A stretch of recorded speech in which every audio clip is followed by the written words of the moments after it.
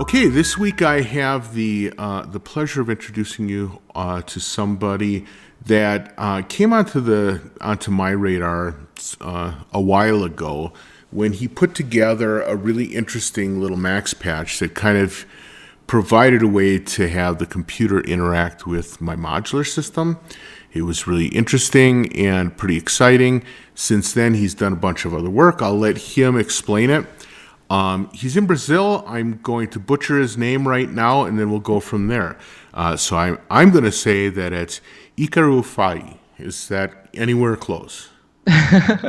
Well, it's kind of close. It's Ícaro Ferre. Okay, Ferre. All right. Why don't you start off by talking a little bit about your work? All right. Nowadays, I have a web company called Spectral Audio, and I make a couple of Macs for Live devices and one standalone app, which is CV Toolkit, which is the one you were talking about. Right. And I do a lot of music stuff here in Brazil, but most of my day I spend working on the Spectral Audio stuff. Sure. Now, you're also doing a Macs for Live thing, right? Yeah, that's actually how I got started in Macs. Oh, I see. Oh, interesting. Why don't we right away give people the URL for that so they can go check it out? Cool. It's Spectral Audio, so SPEKTRO audio.com. Okay. And you can find all of the stuff there. Fantastic. First of all, what kind of setup do you have that got you interested in doing an interaction between Macs and modular? Do you have a big modular system or a tiny one, and what kind of stuff do you have in it? All right. Nowadays, I have a 12U Eurorack system. Okay. But I got started with actually 4 modules, which were the ES3, the Expert Sleepers ES3. Right. The Z3000, the tip-top audio oscillator. Yep. Mark II. And 2, I can't remember. It was like a dual VCA and a filter. I think they were Dorf or something. Oh, okay. All right, cool. And that was like about 3 years ago. But nowadays I have this 12U, and I have basically 2 6U cases. Okay. One of them is the one that I take to play live. And the other one that I have, it consists only of Brazilian modules. So I have the EMW modules. Right. And I have another brand called the V Brazil Systems. Oh, I've not heard of that. Yeah, it's basically just one guy who's from Rio de Janeiro. Mm-hmm. And he has been making these modules for quite a long time, actually. Around I think he started back in 2008 or something. Oh, wow. That's interesting. Yeah, and he makes a couple of red panels. I see. Oh, very nice. So you actually use your modular for performing then? Yeah, I do a lot actually. Now, do you also take a computer out with you, or are you doing just modular stuff? Nowadays, I have basically 2 music projects. Okay. I have one that I play live, which I just improvise. And then I take my computer and the Ableton Push, a couple of MIDI controllers in the modular. Uh-huh. And then I have another one that I play with 2 other friends of mine. And we play more dance music, more dance floor related music. Right, so right. Future House and EDM, all that kind of stuff. Sure. And then, I use the computer together with the modular in both cases. So, where in Brazil are you located? I'm about an hour and a half away from São Paulo city. Oh, okay. All right. But in the state of São Paulo. I got it. Cool. So, what's the scene like there? What's the music scene and what's the music technology scene like? It's basically non-existing. Oh, really? Yeah. So you own the place, right? Well, that's the thing. We have a really special group here in Brazil. We have a group on Facebook which is called the modular.br. Mm-hmm. And that's where we talk about this kind of stuff, because we don't have a lot of people here that own modulars or that have access to that kind of stuff, right, or even know about them. So the ones who do, we always get together, and we have these meetings twice a year. And that's when we get together and talk about this kind of stuff and show each other what we have and let other people play with our stuff, so we can spread the word about it. Well, it's kind of interesting to me that you say there aren't a lot of people with modulars because EMW is actually a pretty incredible company with a really wide range of modules. Yep. And I'm surprised that wasn't built off of a bigger modular community in Brazil. No, not really. The thing is, I know Paulo, which is the owner of EMW, and I went to their factory a couple of months ago, actually. Mm-hmm. And the thing is, he was a synth addict, so that's why he got started with the modular stuff. He had I think he even had like an ARP 2500. Oh my goodness. Yeah, he had like a lot of stuff. So that's why he got started with the EMW. But there aren't a lot of people here who actually own modular systems. That's starting to change like very slowly. Uh-huh. But because of our important taxes, we can't really get a lot of the modules that you guys have in the States or in Europe. Right. Because they would, like, if you try to like order something and get them delivered here, you end up paying something around like 100 to 110% in taxes, which is crazy. Oh my goodness. Well, it probably makes it so that when you do get a module imported, it feels pretty special. So. Oh yeah. I'm curious, with sort of a small and tight knit group, what got you into electronic music production in the first place, and then eventually led you into programming and doing the CV Toolkit and some of this other work? All right, so I got started with the electronic music when I was 14. And I started as a DJ, so I would play like in small parties. That was around like 2004 or something. And then like a couple of years later, like 3 or 4 years later, I got interested in actually making music. So that's when I discovered like Ableton and Logic and Fruity Loops even back then. Oh, sure. So I started like playing around with them and trying to see if I could come up with something. I had no music background or anything. It was just a matter of having access to that kind of stuff, to the software itself, and then just playing with it, see if I could come up with something. Sure, sure.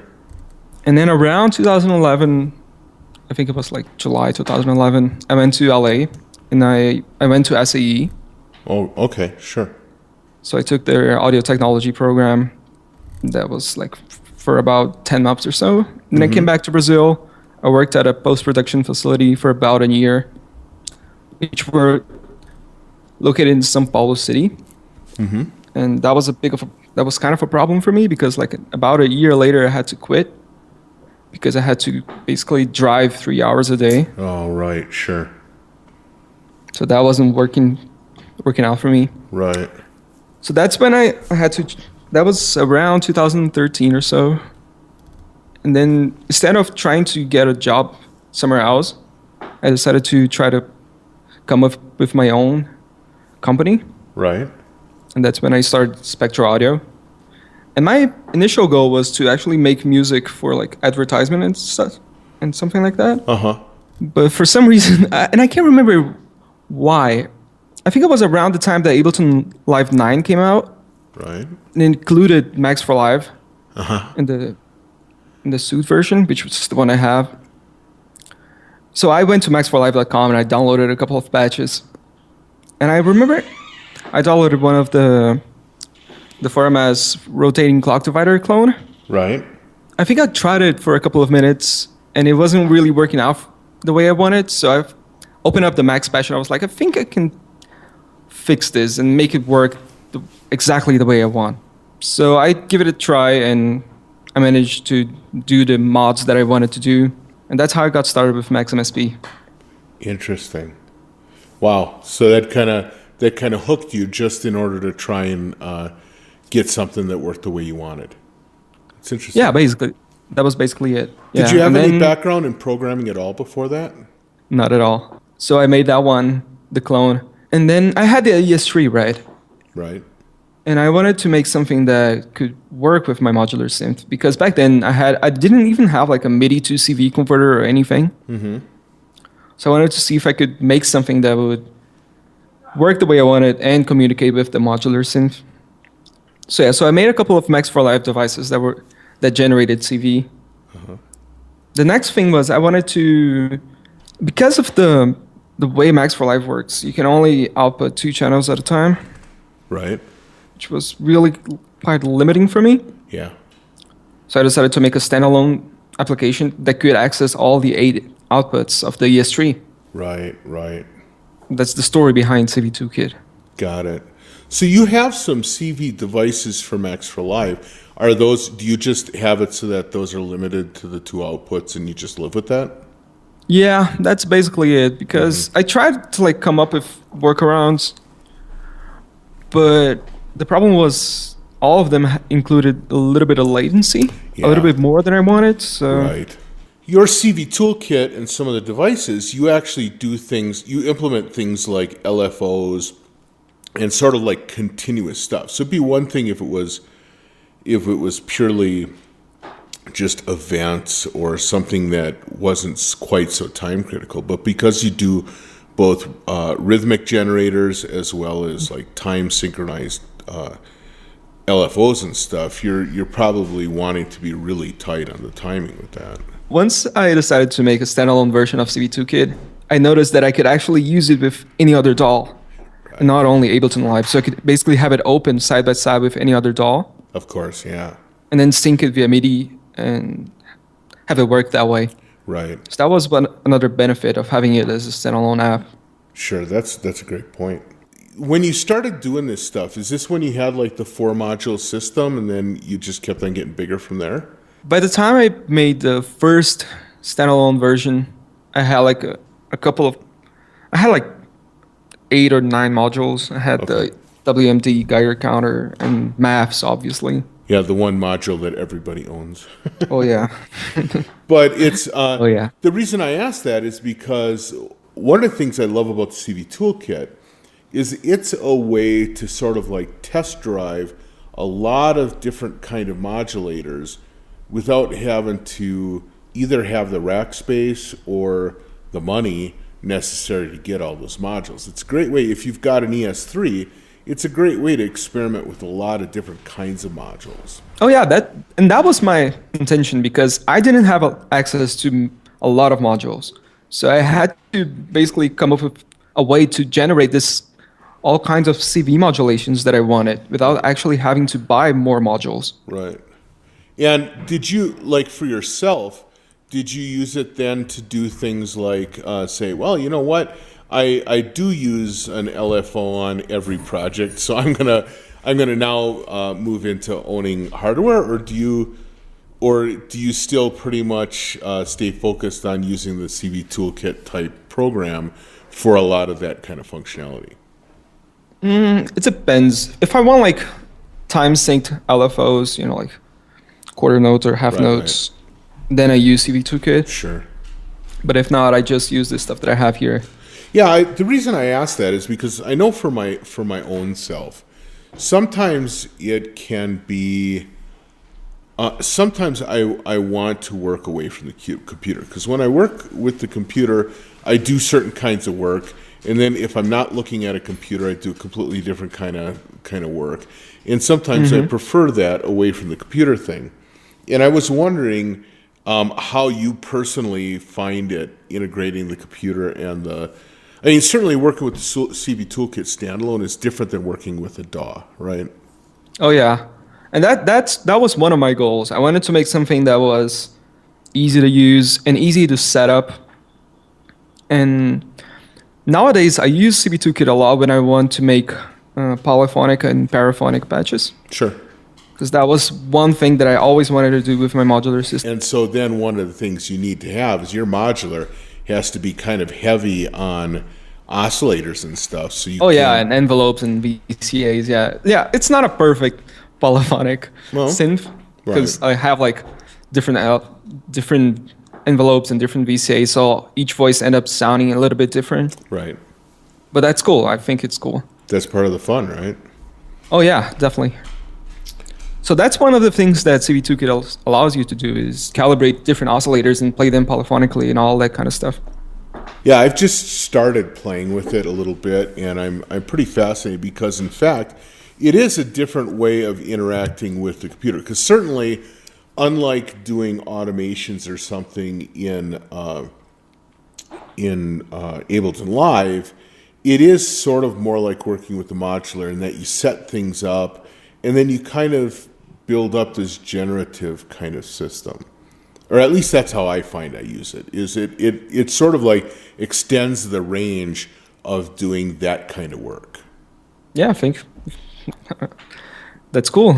I'm glad you're using it that way. Yeah. So for yourself, when you use it or when you do a gig where you're doing sort of like solo work, what are the kinds of things that you do that represent your core performance techniques? What are the things that are kind of like your secret sauce? When I'm playing my live set that I basically improvise everything, I have the Ableton Push doing the drums, taking care of all that kind of stuff. Sure. And then I usually have 2 or 3 voices going around the modular. Okay. So I usually have like a bass voice and then something like an arpeggiator or something. And then I usually have a hi-hat voice that I make. Okay. So I play around with the decay and all that kind of stuff. All right, so that's what you do to kind of like add variation to the drum sounds then. Yeah. Right. And I try to experiment. I've tried like running stuff through the modular.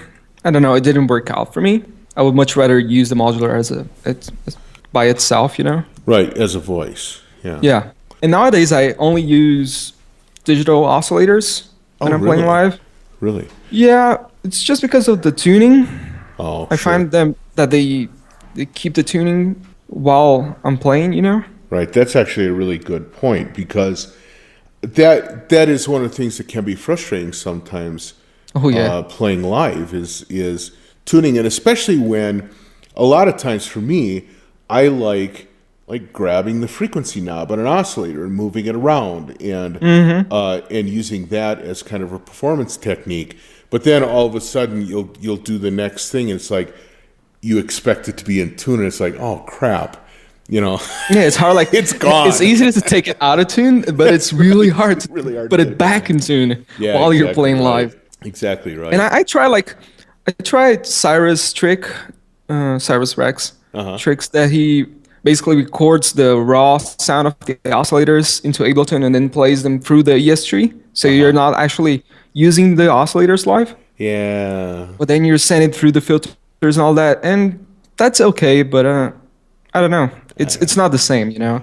Because I use the braids live, and I like using different modes, and I also have an E250, the morphing terrarium, and I use that live as well. Well, you said you have a Geiger counter. I don't anymore. Oh, you don't? And I really regret selling it. Yeah, that's a magical. I actually have the guitar pedal version of it. Oh, cool. Because I like using it with other instrumentation or with like a recorder as well. But I just find that thing just does kind of magic sometimes. It's pretty interesting. Yeah, it's really fun. I just got a new module and I'm having a lot of fun with it. And it's a Brazilian one, actually. It's the V-Brazil. It's called the Lizard 2. And people can find it at V-Brazil. It's vbrazilsystems.com. And it's a really crazy module. It's a hybrid of a sequencer and an oscillator.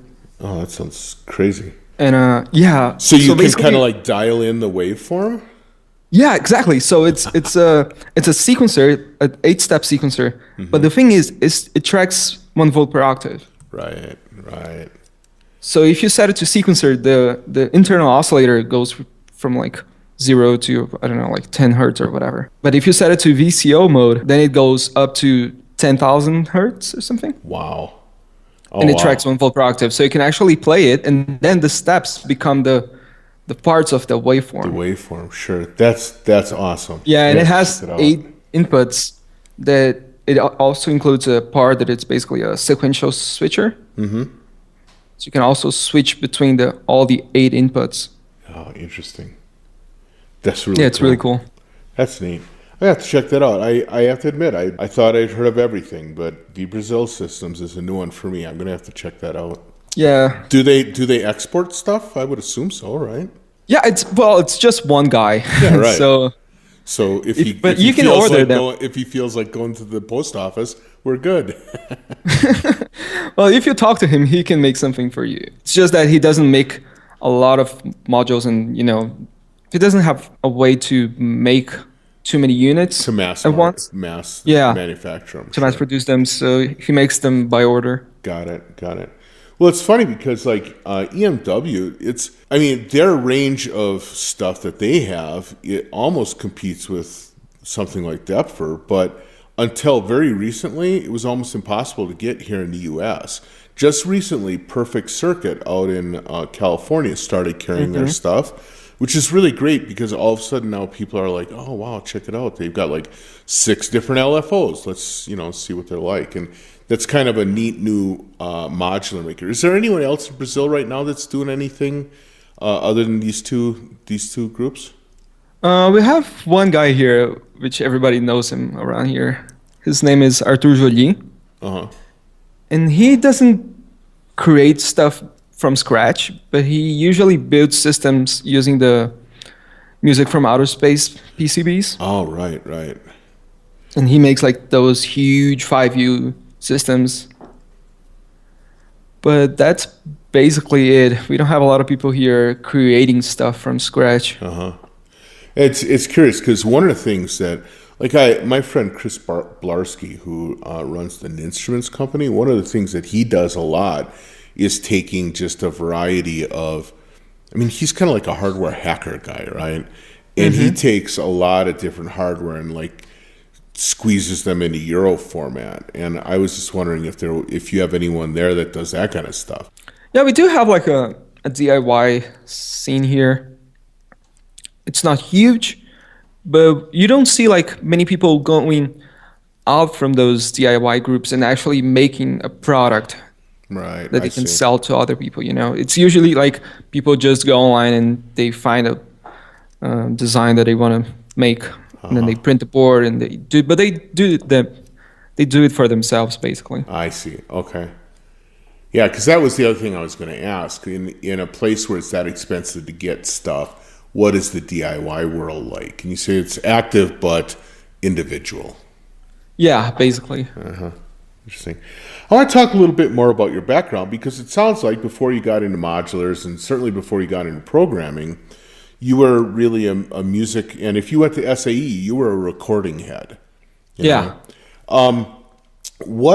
How did you get started with that? If you go all the way back, what was your background? Did you come from a musical family? Did you do a lot of things musically as a kid? What got you on that path?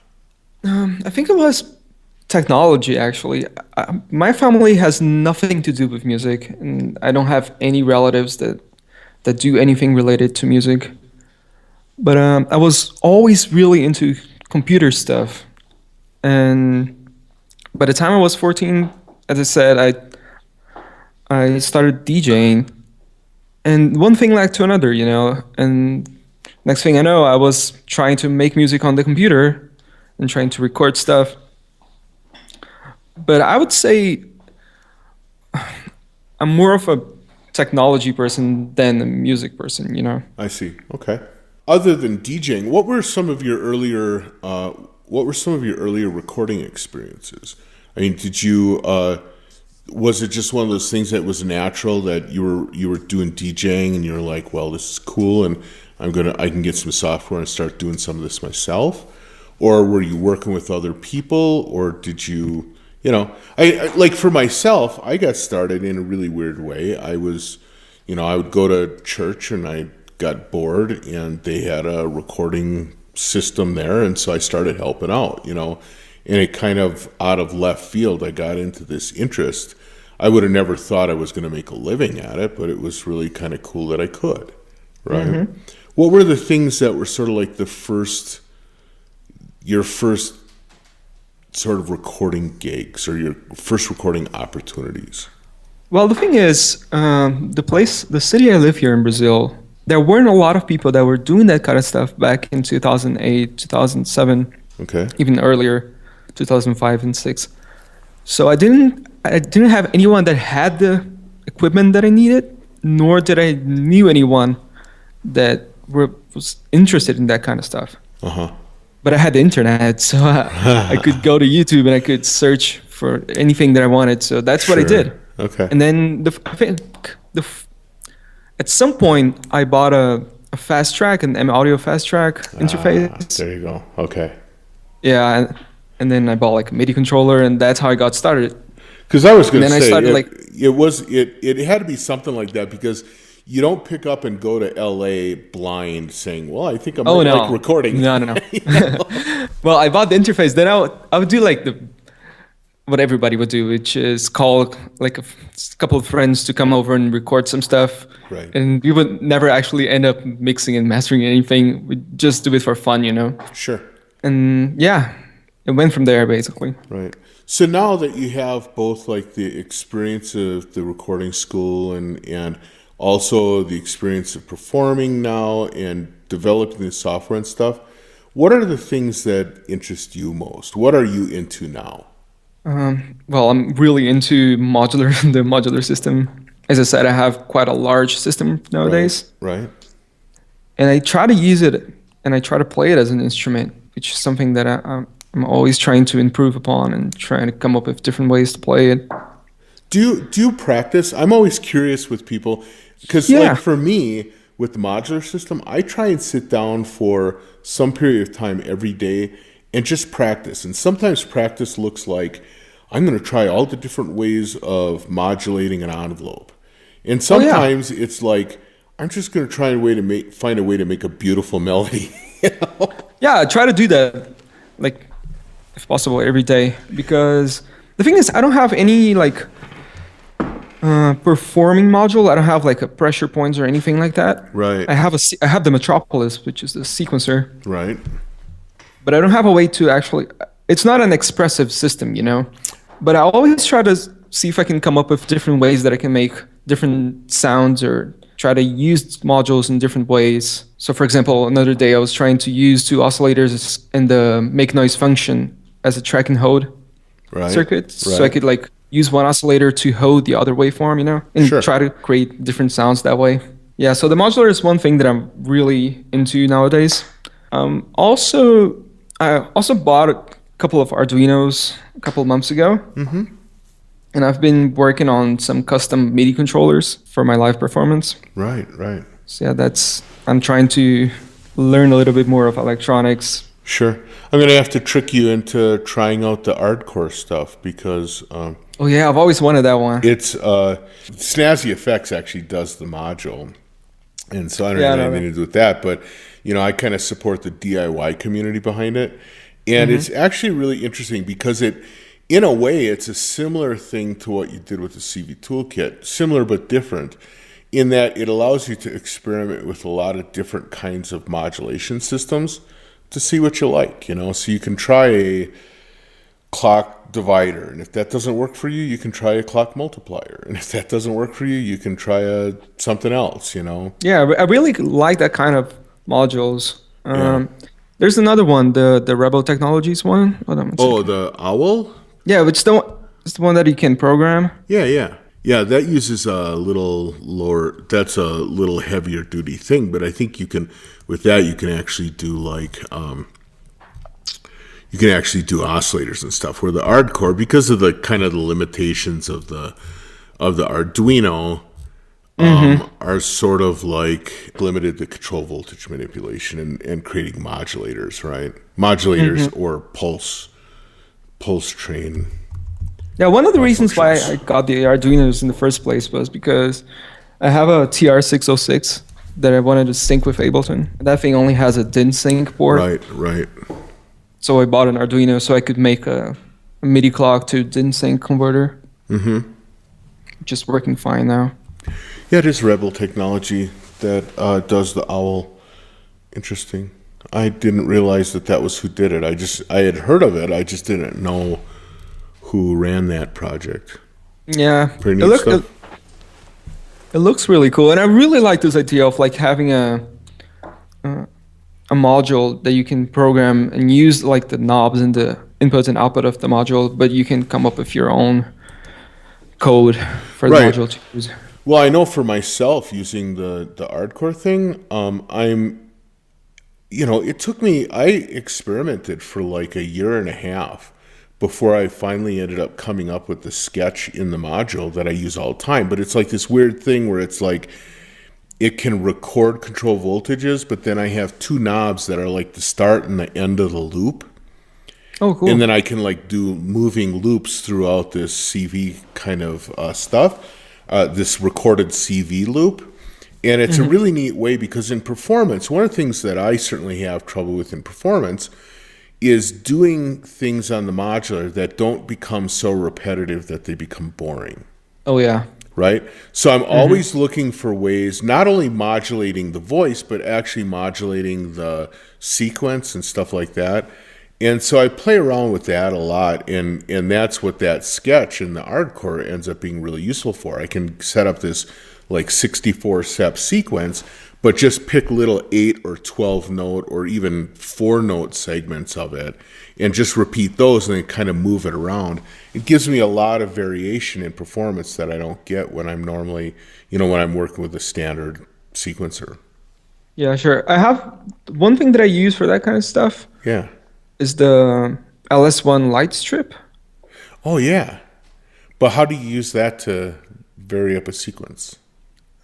That's the thing. I have it go into an A151 the switcher. Yeah, yeah. And then I have 4 different destinations. And then I made a max batch that basically alternates between these different outputs. It basically controls the A151. Right. So like if I want to like choose the third output, it sends a reset signal, a reset trigger, then then bumps it 3 pulses. Yeah. Nice. It's a really hacky way to do it, but it works for me. Well, that's great. That's actually a good point. Those switching modules always, I get them and I'm like, oh man, there's like 50 things I could do with them. And then I get them and I don't ever plug them in. But that's actually a really great use for a switcher module. Yeah, it basically becomes like a controllable switcher instead of just a sequential switcher. Right. That's really smart. What other tricks do you use to keep things spicy during a performance? Because I'll tell you, I sometimes go to performances by people with modular systems, and they can be incredibly boring because the person who's doing it is having a lot of fun patching in real time. But I'm like, kind of looking at my watch saying, well, it's been like 14 minutes since the last change. Yeah, I know. Well, the thing is, when I perform live, I usually play house music. And I usually play like acid house and that kind of stuff. Oh, sure. Okay. And I try to have the modular like right in front of the stage and like as a main piece of my setup. Right.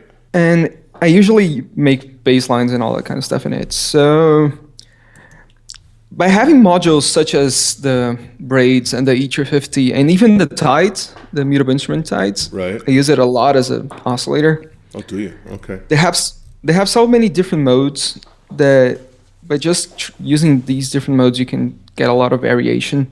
The other thing that I do is I use a lot of switches, as I said. I also have a molecular switch, which is different from the A151.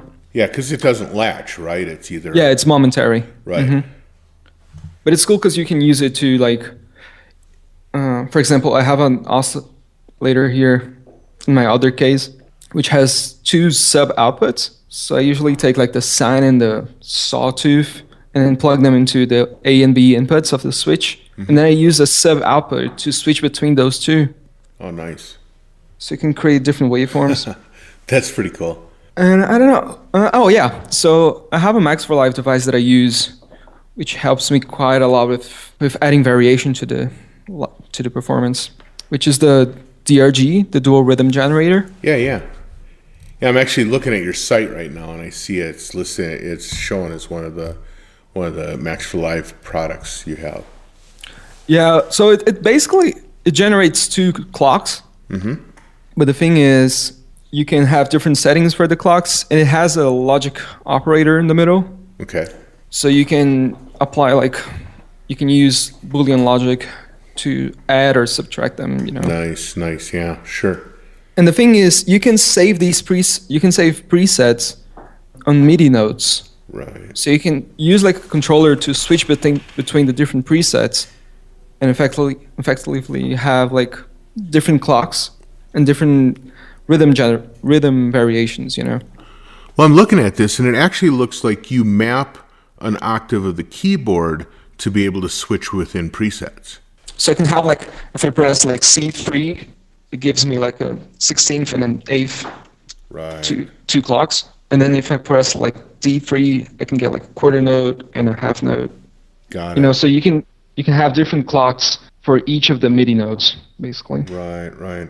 That's pretty smart. That also makes a lot of sense for live performance, because changing presets within live can be a little bit painful. Oh yeah. But having that kind of mapping makes it really easy to switch back and forth. That's cool. And the thing is, because you have like the logic operator in the middle, you can create different rhythms and then change the rhythms using a MIDI controller. Right.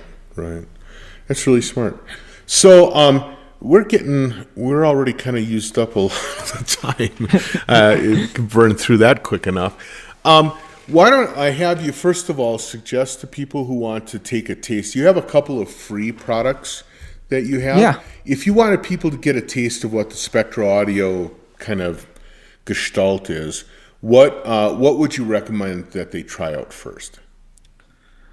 I'll be honest with you. The free projects, there are a couple of them. They're not all CV related. Right. I have one which is called CV Toolkit as well, which was actually the first CV device that I made. Sure. And it generates it can generate LFOs and sample and hold signals and envelopes, basic envelopes. Right. So you can try that one if you want to try like generating CV with your computer. Okay. One of my most popular free projects is the PS8, which is a sequencer for the Ableton Push. Uh-huh. So it lets you use the Ableton Push basically like an analog sequencer. So how does the push interact with it? Do you have to go into user mode or like custom mode, or does it interact through the control knobs? Yeah, it's actually quite hacky because when you open up the device, it has like a active button that you have to press in order to gain control of the Ableton Push. Uh-huh. So once you press that, the Max for Live device basically takes over a couple of the push. Well, I'm sure the Ableton people love you. Well, the story behind it is I found this. It's like an SDK for the push, Right. and / Max for Live. And then I managed, so it allows you to use the knobs and the pads and the different buttons of the push to control your Max for Live devices. Right. And then once you click the push control button on the device, you can use the knobs to change like the pitch of each of the steps. Sure. You can use the pads to activate and deactivate the pads and all that kind of stuff. Cool. Steps, I mean. Right. Looking at this, you have the one that really actually has me kind of intrigued is you have this thing called the Twist Wrangler, although it's kind of like written in hacker lingo. Yeah, that was just a silly project. Okay. It's like a circuit band synth. Got it. Because the reason I ask is it does something that I really like on kind of like idiosyncratic little stuff, which is that it has knobs and buttons and a slider. None of them have labels on them. Yeah. Which I love that, because it means that when I use it and I turn a knob and something happens, I in my head say, oh, this is the thing that like messes up the frequency. When really it might be an FM controller, it might be a ring modulator, or who the heck knows what it is, right? But I get to I get to like define in my own head what that thing does. Yeah, that was the idea behind it. I just wanted to make a little synth that you can just play with the knobs and come up with different and weird sounds. And now, in terms of the premium devices you have, what's the one that represents kind of like your coolest and most recent work? The most recent one is the Nucleation Mark II, which is a wave shaper and digital distortion device. Oh, cool. Okay. And that one's You can. It's a wave shaper that you can create your own waveforms. It has like a waveform mixer. Pretty But I think my favorite's it's gotta be Grain Flux, which is one of my synths, and it's a granular synthesizer. But the thing is, instead of only taking one grain, it takes Right. two grains, and then you can crossfade and morph between them. And it has I I try to come up with different synthesis techniques. So like it takes two different grains Yeah. of the weight of the sample, Right. but it has like, for example, it has a tilt parameter, which increases the size of one grain while decreasing the size of the other one. Oh, okay. Yeah, so you can get different sounds, and it's really interesting. I really like it. That's awesome. That's really cool. And, I actually think for all of the discussion about granular synthesis, there are still relatively few ways to play around with it. And they all kind of tend to do the same thing. So it's nice to see you taking a different approach to it. That's cool. Nucleation and Grain Flux, I think those are my two favorites. Well, thanks a lot for that kind of overview of some of the recent stuff. It's pretty interesting, and I can't wait to spend a little more time with it. Lately, I've really been immersing myself in a lot of live-based stuff. So this is really going to be interesting. One final question, which is, what in the whole world of music and technology, what's the thing that has you most excited right now, other than modular? Because you already said that you love modulars. But Yeah. I mean, you're doing a lot of work with computers, and you're doing a lot of work with devices, and you kind of let slip that, I've got a 606 and stuff like that. So clearly, it's not just a modular and a computer. You have other stuff. What are the things that you see out there that really get you excited? Could it be like a trend? Sure. Because that's a great I really idea. like the thing that really inspires me is integrating the old and the new stuff and the analog and the digital stuff. And I think that's the way of the future. It's bringing everything together. And like another thing that really excites me nowadays is Ableton Link. Uh-huh. So that's another way that you can integrate something else to your setup. So if I could pick a trend, I would pick this trend of integrating everything and getting everything to work together. Getting the latest iOS app to sync with your drum machine from 40 years ago, you know? Right. That's great. That's a great point. And the fact that we can do it at all is pretty amazing. Yeah, I think that's what excites me. Yeah, I'll pick that. That's a good one. Well, Ícaro, I really appreciate you spending the time talking with me. It was really interesting to hear kind of about your journey, but also about the kind of things you're in. And you've actually given me a couple of things to try and patch up this afternoon to try and improve my performance stuff. Because I like talking to people who have wrestled with some of these same ideas, because I think it's a sticky one. It's hard to make live performance work, and especially with a modular, because you're worried about so many things. So it's interesting to catch some tips on that. I appreciate it. Yeah. Thanks for having me. Yeah. It was a lot of fun. All right. I'll catch you later. All right. Bye.